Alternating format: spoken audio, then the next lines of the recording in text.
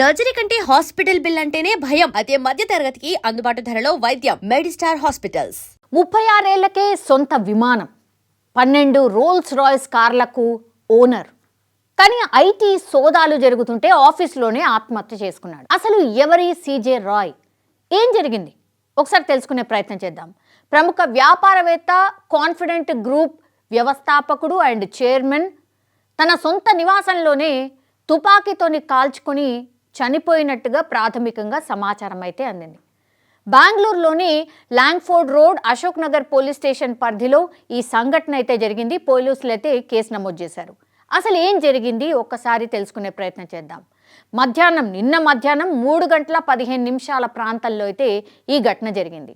ప్రముఖ వ్యాపారవేత్త, confident group వ్యవస్థాపకుడు, చైర్మన్ తన నివాసంలోనే కాల్పులు జరుపుకొని తాను చనిపోవడంతో ఇప్పుడు ఈ వార్త పెద్ద ఎత్తున వైరల్గా మారిపోయినటువంటి పరిస్థితి కనిపిస్తోంది. సో సీజే రాయ్ కార్యాలయంలో గడిచిన 3 రోజులుగా అయితే ఐటీ శాఖ అధికారులు సోదాలు చేస్తూ ఉన్నారు, విచారణ జరుపుతూ ఉన్నారు. ఈ విచారణలో భాగంగానే సోదాలు జరుపుతున్నటువంటి క్రమంలోనే ఈ ఘటన జరిగింది. సో ఆదాయ రుజువుకు సంబంధించినటువంటి కొన్ని పత్రాలు ఏవైతే ఉంటాయో వాటిని సమర్పించమని ఐటీ శాఖ అధికారులు అడిగారు. సో అడిగిన వెంటనే రాయ్ తన గదిలోకి వెళ్ళి తుపాకీతో కాల్చుకొని చనిపోయినట్టుగా పోలీసులు అయితే చెప్తూ ఉన్నారు. వెంటనే అధికారులు ఆయన ఆసుపత్రికి తరలించారు. ఈలోగా ఆయన చనిపోయినట్టు కూడా వైద్యులు నిర్ధారించారు.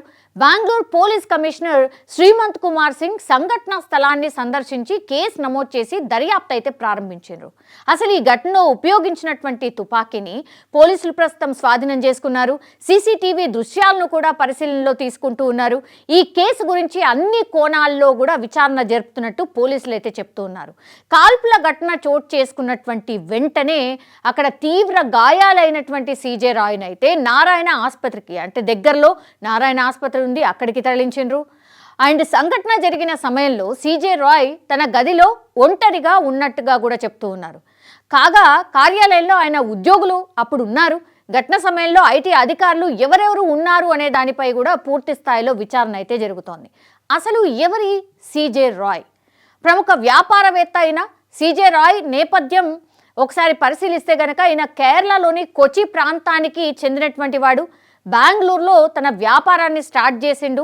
ఆయన సరిగ్గా 19 సంవత్సరాల క్రితం కాన్ఫిడెంట్ గ్రూప్ పేరిట ఒక రియల్ ఎస్టేట్ సంస్థను ఎస్టాబ్లిష్ చేసుకోగలిగిండ్రు. భారతదేశంతో పాటుగా ఆయనకి యునైటెడ్ అరబ్ ఎమిరేట్స్, అమెరికాలో కూడా ఆయన వ్యాపారాలను నిర్వహిస్తూ ఉన్నారు. బెంగళూరు, కేరళ, దుబాయ్ కేంద్రాలుగా ఆయన పలు రియల్ ఎస్టేట్ ప్రాజెక్టులను కూడా పెద్ద ఎత్తున ప్రారంభించిండు.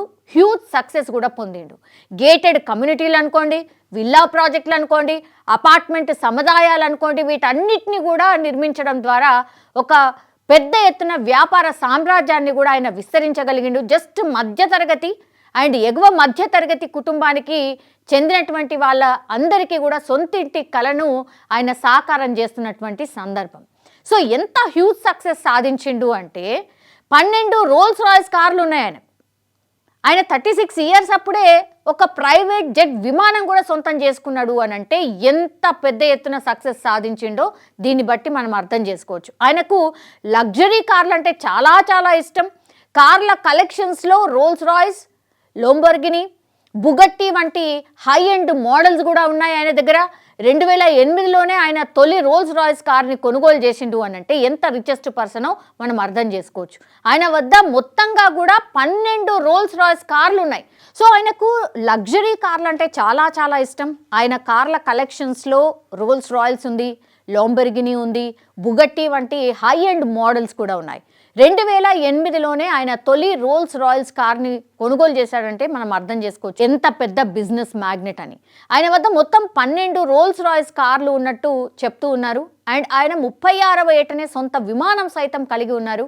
కన్నడ భాష అండ్ స్థానిక సాంస్కృతిక కార్యక్రమాలకు కూడా సీజే రాయ్ నిత్యం మద్దతు ఇచ్చేవారు అన్నటువంటి మాట చెప్తున్నారు. కానీ ఇంత పెద్ద బిజినెస్ టైకూన్ జస్ట్ దాడులు జరుగుతున్నటువంటి టైంలోనే తను కాల్చుకోవడం ఇప్పుడు కలకలం అయితే క్రియేట్ అవుతోంది.